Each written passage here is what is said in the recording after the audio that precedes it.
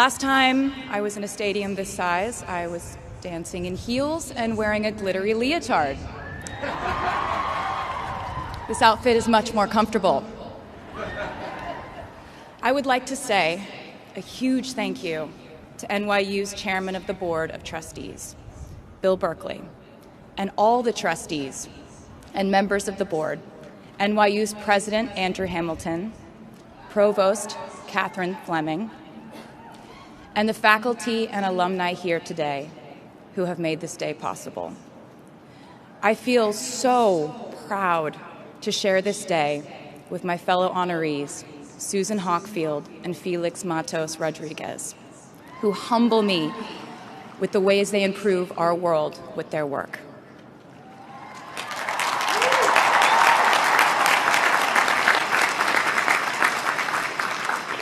As for me, I'm 90% sure the main reason I'm here is because I have a song called 22.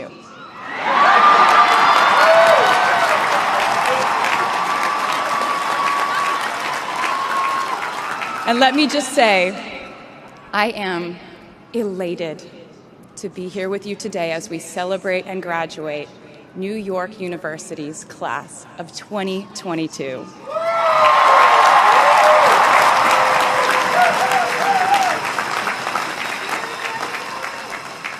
Not a single one of us here today has done it alone.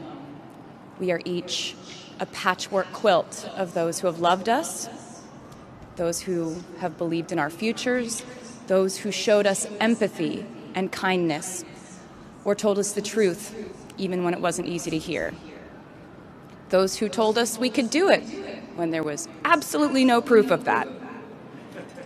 Someone read stories to you and taught you to dream and offered up some moral code of right and wrong for you to try and live by. Someone tried their best to explain every concept in this insanely complex world to the child that was you as you asked a bazillion questions like, how does the moon work? And why can we eat salad but not grass? And maybe they didn't do it perfectly. No one ever can. Maybe they aren't with us anymore. In that case, I hope you'll remember them today. If they are in this stadium, I hope you'll find your own way to express your gratitude for all the steps and missteps that have led us to this common destination.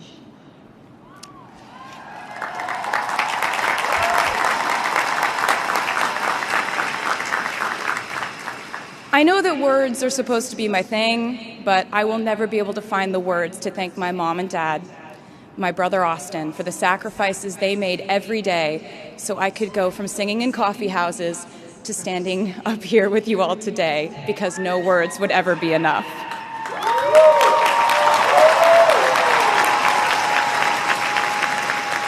To all the incredible parents, family members, mentors, teachers, allies, friends, and loved ones here today who have supported these students in their pursuit of educational enrichment, let me say to you now, welcome to New York. It's been waiting for you.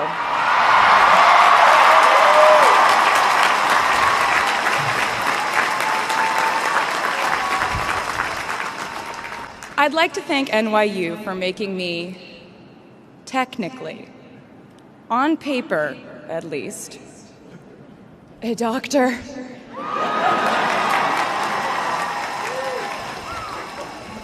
Not the type of doctor you would want around in case of an emergency. Unless your specific emergency was that you desperately needed to hear a song with a catchy hook and an intensely cathartic bridge section.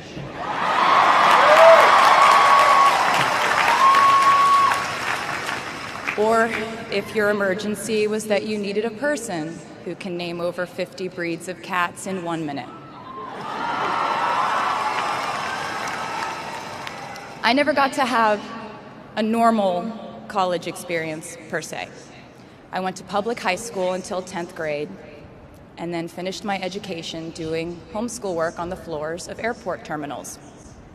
Then I went out on the road for radio tour, which sounds incredibly glamorous, but in reality, it consisted of a rental car, motels, and my mom and I pretending to have loud mother-daughter fights with each other during boarding so no one would want the empty seat between us on Southwest. As a kid, I always thought I would go away to college, imagining the posters I would hang on the wall of my freshman dorm. I even set the ending of my music video for my song Love Story at my fantasy imaginary college, where I meet a male model reading a book on the grass, and with one single glance, we realized we had been in love in our past lives. Which is exactly what you guys all experienced at some point in the last 4 years, right?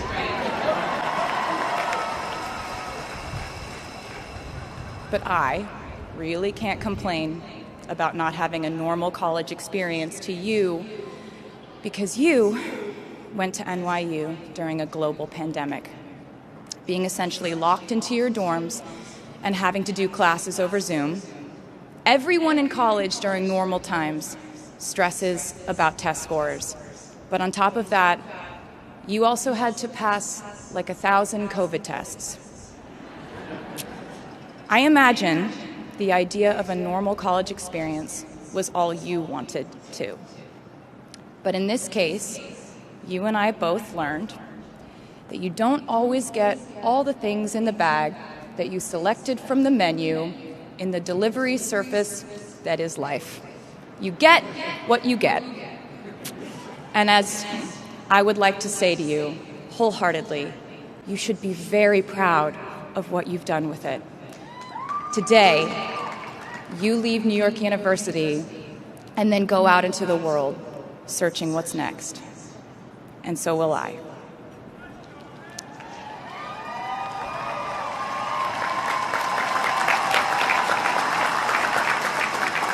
So as a rule, I try not to give anyone unsolicited advice unless they ask for it. I'll go into this more later. I guess I have been officially solicited in this situation to impart whatever wisdom I might have to tell you things that have helped me so far in my life. Please bear in mind that I in no way feel qualified to tell you what to do. You've worked and struggled and sacrificed and studied and dreamed your way here today. And so you know what you're doing. You'll do things differently than I did them and for different reasons. So I won't tell you what to do because no one likes that. I will, however, give you some life hacks I wish I knew when I was starting out my dreams of a career and navigating life, love, pressure, choices, shame, hope, and friendship. The first of which is, life can be heavy, especially if you try to carry it all at once. Part of growing up and moving into new chapters of your life is about catch and release. What I mean by that is knowing what things to keep and what things to release. You can't carry all things, all grudges, all updates on your ex, all enviable promotions your school bully got at the hedge fund his uncle started. Decide what is yours to hold and let the rest go. Oftentimes, the good things in your life are lighter anyway, so there's more room for them. One toxic relationship can outweigh so many wonderful, simple joys. You get to pick what your life has time and room for. Be discerning. Secondly, learn to live alongside cringe. No matter how hard you try to avoid being cringe, you will look back on your life and cringe retrospectively.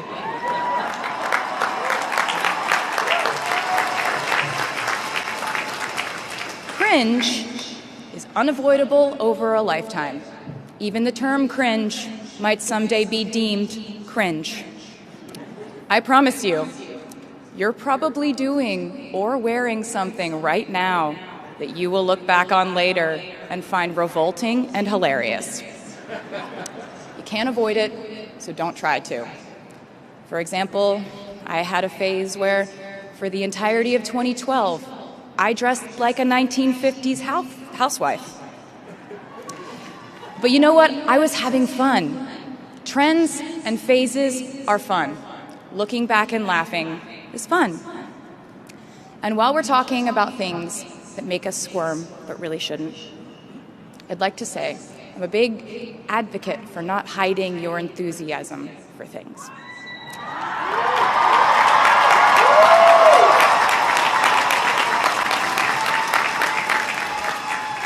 It seems to me that there is a false stigma around eagerness in our culture of unbothered ambivalence.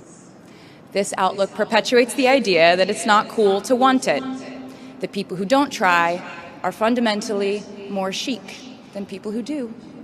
And I wouldn't know because I've been a lot of things, but I've never been an expert on chic, but I'm the one who's up here, so you have to listen to me when I say this. Never be ashamed of trying. Effortlessness is a myth. The people who wanted it the least were the ones I wanted to date and be friends with in high school. The people who want it the most are the people I now hire to work for my company.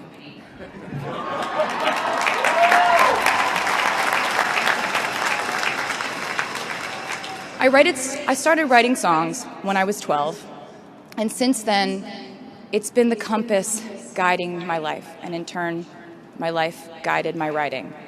Everything I do is just an extension of my writing, whether it's directing videos or a short film, creating the visuals for a tour, or standing on a stage performing.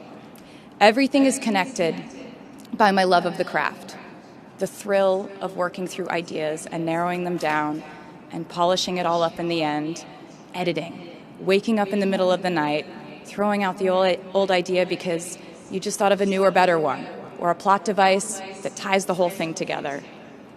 There's a reason they call it a hook. Sometimes a string of words just ensnares me, and I can't focus on anything until it's been recorded or written down. As a songwriter, I've never been able to sit still or stay in one creative place for too long. I've made and released 11 albums, and in the process, I've switched genre from country to pop to alternative to folk.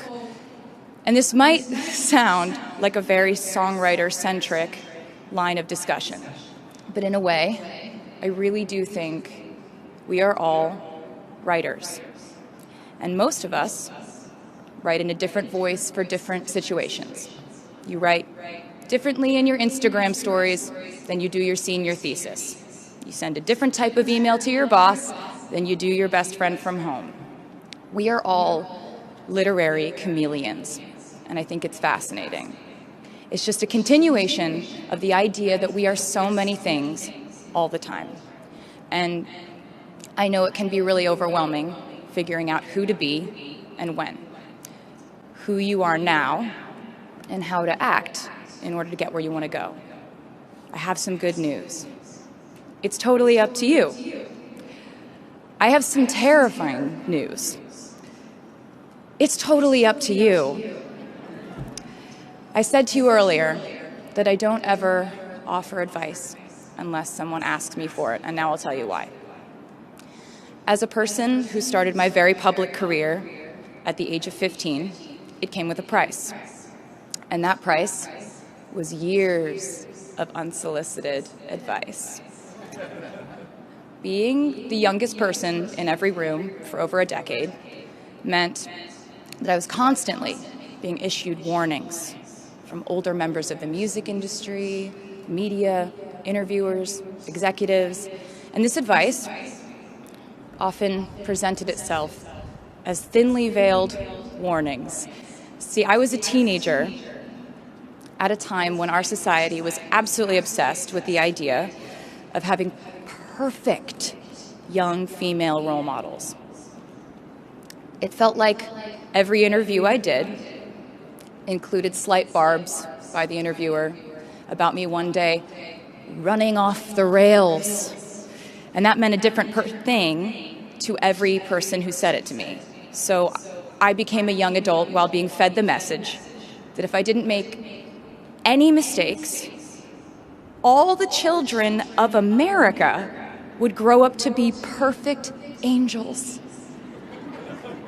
However, if I did slip up, the entire earth would fall off its axis, and it would be entirely my fault, and I would go to pop star jail forever and ever.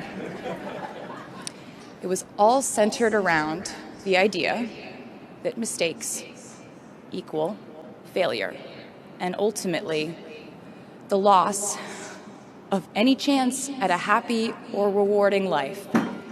This has not been my experience. My experience has been that my mistakes led to the best things in my life.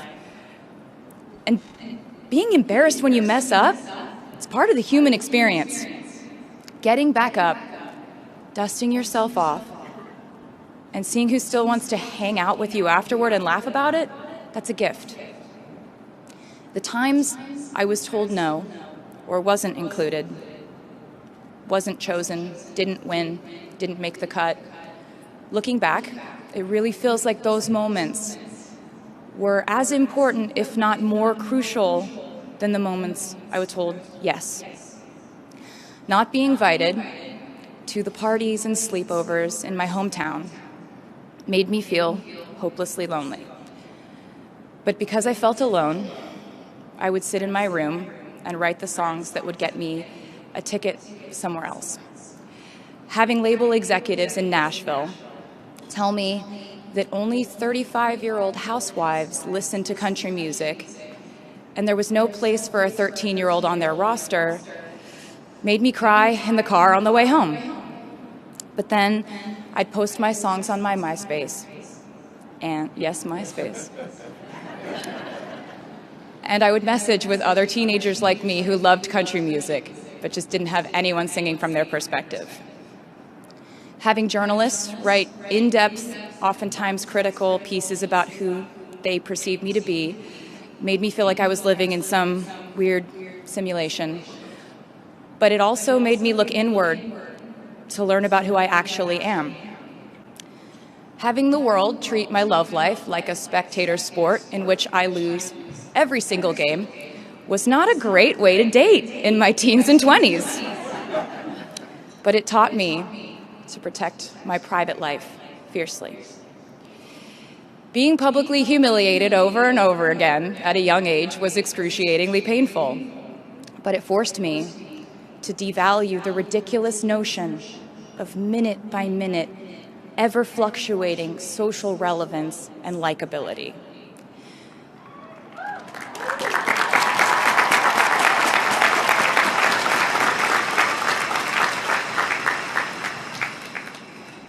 Getting canceled on the internet and nearly losing my career gave me an excellent knowledge of all the types of wine.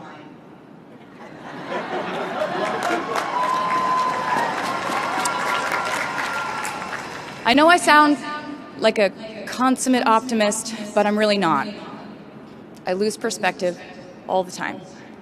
Sometimes everything just feels completely pointless. I know the pressure of living your life through the lens of perfectionism.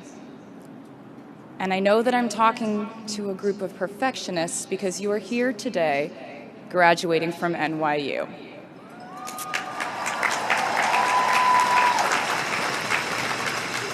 So this might be hard for you to hear.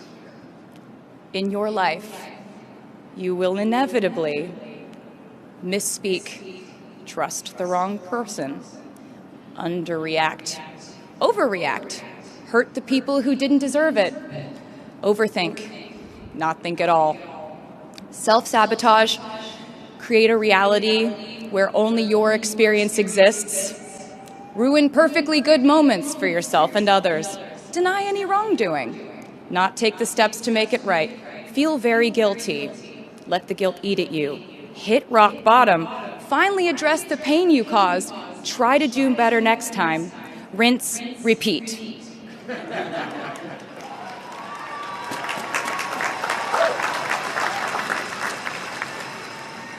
And I'm not going to lie. These mistakes will cause you to lose things. I'm trying to tell you that losing things doesn't just mean losing. A lot of the time, when we lose things, we gain things too. Now you leave the structure and framework of school and chart your own path. Every choice you make leads to the next choice, which leads to the next, and I know it's hard to know which path to take. There will be times in life where you need to stand up for yourself, times when the right thing is actually to back down and apologize, times when the right thing is to fight, times when the right thing is to turn and run, times to hold on with all you have, and times to let go with grace. Sometimes the right thing to do is to throw out the old schools of thought in the name of progress and reform.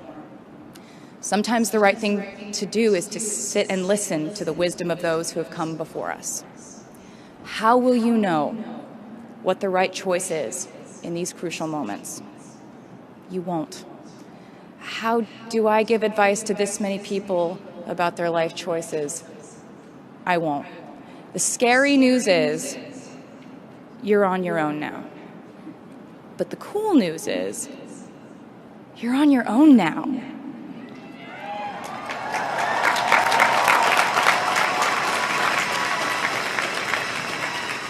I leave you with this. We are led by our gut instincts, our intuition, our desires and fears, our scars and our dreams. And you will screw it up sometimes. So will I. And when I do, you will most likely read about it on the internet. Anyway, hard things will happen to us. We will recover. We will learn from it. We will grow more resilient because of it. And as long as we are fortunate enough to be breathing, we will breathe in, breathe through, breathe deep, and breathe out.